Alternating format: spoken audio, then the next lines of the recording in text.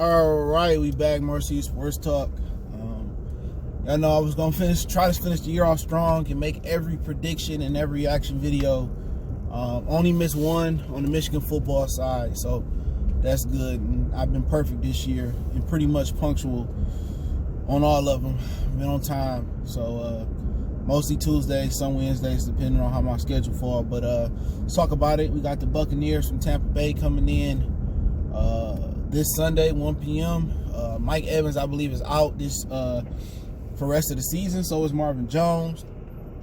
David Blarg gonna have an opportunity to play one of the worst pass defenses known to the National Football League this year. So there's some positive coming into this game. I think most Lions fans are on the tank bandwagon, and I think even more on the tank bandwagon. I believe a lot of Lion fans are on the Fire Patricia bandwagon. All right, but going to this game, you know the sun is treacherous. I'm out here in Westland, making my way back to the D.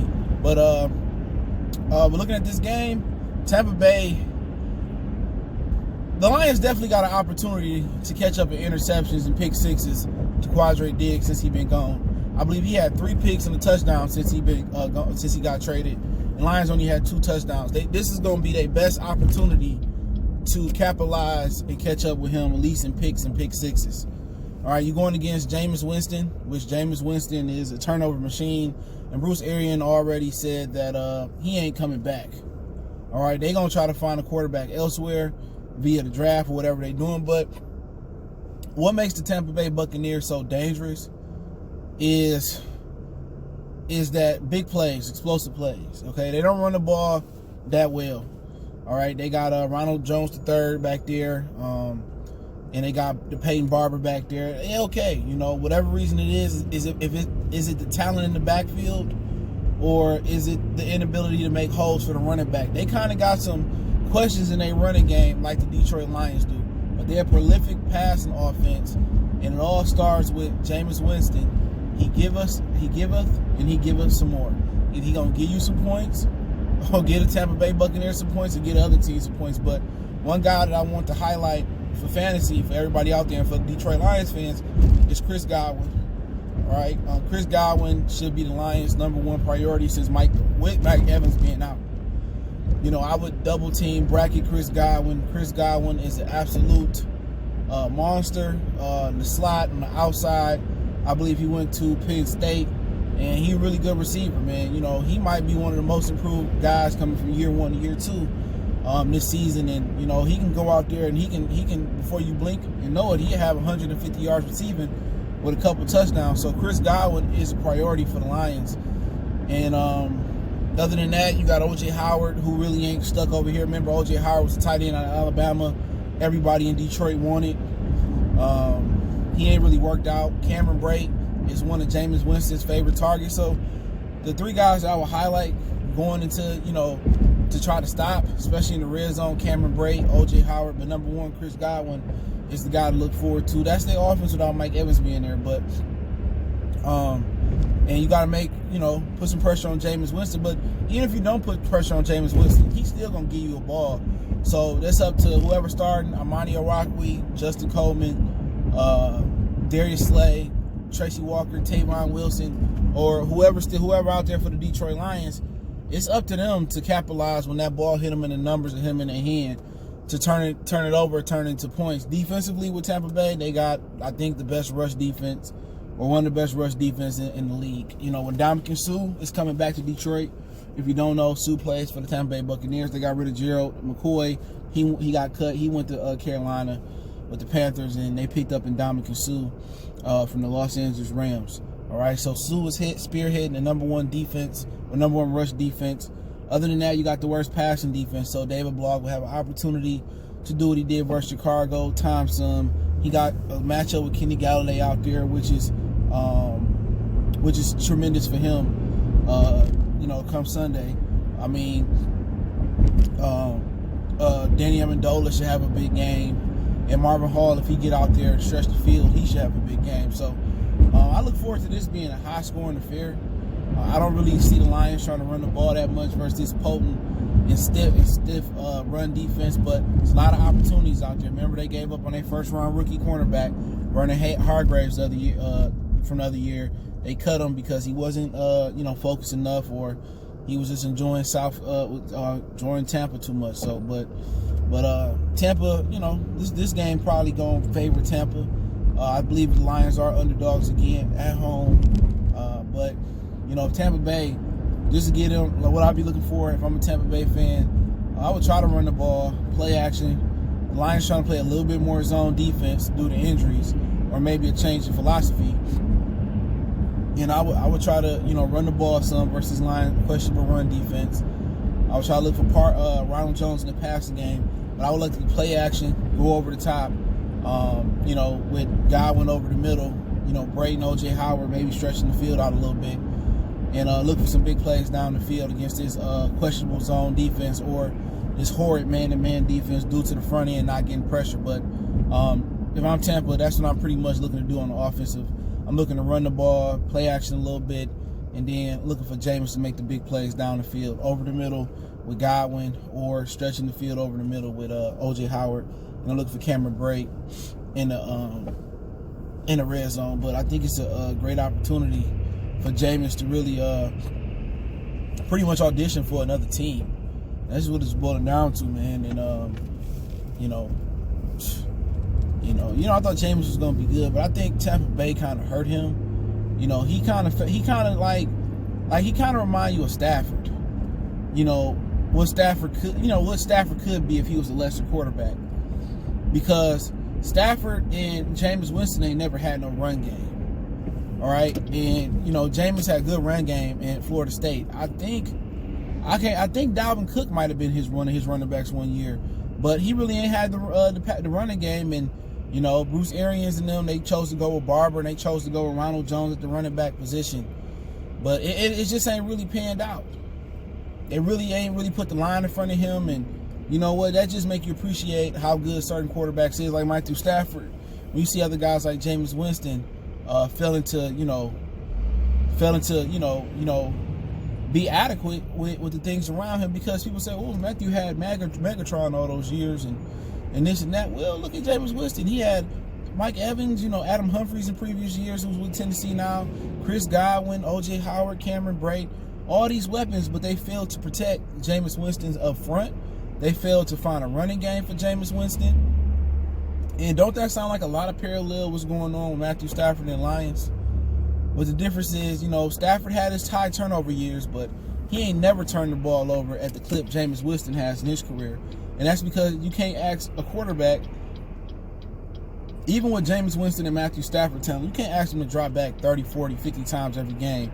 Even in this league where you can't touch the quarterback, you can't ask them to do that and stay healthy and not turn the ball over. The percentages are not in your favor, but that is what it is, man. But let's talk a little bit about what the Lions got to do. But defensively, they'll talk about Tampa Bay, then I'll go finish off with the Lions. Tampa Bay defensively, I would just rush forward, rush 3 on third down, put coverage in the back end, double Galladay, and I'll make somebody else beat me. I'll probably double Gamendola on third downs in the slot, and I would make David Block do what he could. What I seen he couldn't do on film, I'll make him do it. Move him off his spot, make him throw the timing route patterns, the comebacks, the outs, the digs. I try to force him throwing to the sidelines, and if he ain't accurate on the sideline, either it's gonna go out of bounds or it's gonna go back for 6. I try to take the middle of the field away from him, and I would challenge him to throw outside the numbers. But I would definitely play more coverage in the back end. And if the Lions had success running the ball, I take my chances there. But the Lions, offensively, you can go many ways here. It's just tough because they can stop the run really well, but you still want to have a threat of the run. So, I would try some of my runs, still, play action a little bit, but you got a lot of success on the outside, even with Jones gone. You got Galladay. You on the inside, you got Amendola.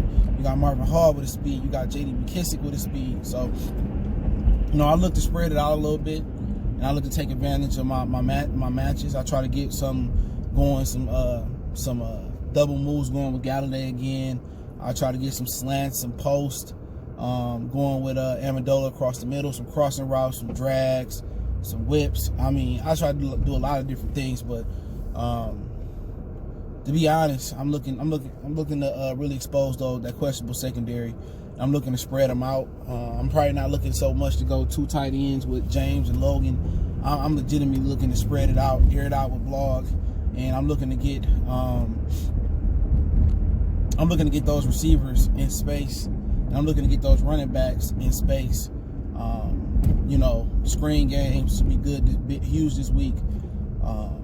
And just your matchups, just giving Galladay a chance. And one thing the Lions got to do as well is they got to move Galladay around, bunch him up, line him up off the line of scrimmage where they can't jam him, put him in motion where it's going to be harder to get hands on him so he get a free release.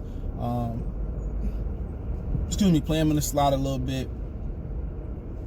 And I'm looking for, if J.D. McKissick is still healthy, I'm looking for him, to run those theoretic Texas routes. I'm looking for him, the option routes, the circle routes. I'm looking for him to come out the backfield and have a big game. And, both Scarborough, he got to be the banger in between the tackles. But that's pretty much what I'm looking for offensively. A lot of Galladay, a lot of Amendola, a lot of McKissick out the backfield and in the screen game. And that's what I'm looking for defensively for the Lions. It's one of them games where I might send some pressure. I might play along with some play with some zone blitzes. I might play with some stunts. I'm looking to get after Jameis Winston, and I'm playing the run on the way to. I'm playing the run on the way to the pass this game. I'm not really worried about what's the kid name? I'm not really worried about Barber or Ronald Jones. I'm looking to pressure Jameis to make Jameis make some bad mistakes, and hopefully my secondary and my linebackers can take advantage of some errant throws, some bad throws, and Jameis gonna throw you about 2 a game. So you got to be able to capitalize on them. If you capitalize on those 2, you probably end up with 3 or 4 picks, fumbles. I'm putting pressure on Jameis. Make sure we get him down. He can be elusive in the pocket, but I'm looking to put pressure on Jameis this week. I'm not looking to rush 3 or 4. I have nothing to lose. I'm looking to rush 5. I'm looking to, scheme up some things. I'm looking to overload blitz. I'm looking to stunt. I'm looking to make some big things happen up front. I'm looking to see if Davis healthy. I'm looking to send some linebackers. I'm looking to, just mix up the looks defensively, and I'm looking to put Jameis Winston in a position where I can get him, under pressure, or I can get him behind the sticks. Then I can play coverage, and then he can throw me a couple balls. So, obviously this is gonna be a different type of game. We're a third-string quarterback. We don't like running back number 3 or 4, depending on how you look at it. So I like Tampa Bay in this game, to be honest. They come in here. The Lions still playing hard for Patricia. I will say that. I don't like they gave up on him, but I like Tampa Bay 28 to 20. 28 to 20. 28 to 20. I think Jameis gonna get it this weekend. And I think this type of games where he gonna put up huge numbers, in my opinion. I think he gonna put up huge numbers. I think he might be one of the if you playing daily fantasy sports, he may be one of the locks. Especially if you want to squeeze a McCaffrey or squeeze a Cook or somebody else in there. He gonna be a lock. Cheap guy. Godwin, I pair him with Godwin if you talk a little fantasy real quick. The Lions standpoint of view, Galladay and Amendola is the guys that I probably, if you ask me if I like somebody off the Lions and I need to lock a Lion in, it's gonna be the Amendola or Galladay this weekend. Well, I'm leaning more towards Galladay, but some tell me in my soul that Amendola might have a big game. But I like the Tampa Bay Bucks 28 to 20. I think our next game is in Denver in the snow, and then we end at home versus the Green Bay Packers. So should be an interesting season. I'm hopefully 2 more weeks. I'll make a reaction, and I'll make predictions and reactions. 3 weeks for the reactions and two more weeks for the predictions, man. And I was on time and I didn't miss one all season, so I was consistent. So that's one of my goals coming into this channel, was to be consistent, in YouTube in general. So check my other channel out for more sports, music, entertainment, Goodfellas Sports TV. And I just wanted to be consistent, you know what I'm saying? And it never didn't change too much up. Not catering to one style. I'm not, being a Lion lover. I'm not being a Lion basher. I'm just trying to be objective. You know what I'm saying? And a lot of people don't want people to be objective. They want a guy on here to tell them what they want to hear, and then come Saturday, come with every excuse in the world. You know what I'm saying? Oh, they didn't do this, they didn't do that. Nah, man, we about that real stuff over here. We about talking football. We not about talking this news. We talking X's and O's, you know, 9, posts, flags, circle, flag routes, whip routes, crossing routes, dig routes, out routes. You know, we talking football over here, man, and it's more about the formula of football and not the formula of a Lions fan. All right, but I do appreciate everybody for checking in. Don't forget me on Facebook, Instagram, Twitter. Reach out to the email if you got business, question, inquiry, sponsorship, video quest. All my links in the description. Information there as well too. I'm gonna do a couple live streams coming up, man. It's just been a little bit hectic out here, man. But if you want more sports, music, entertainment, check on the channel out. My main channel, Goodfella Sports TV. Appreciate the love, support. One time for the one time. It's your boy CJ Goodfella, Goodfella Sports TV.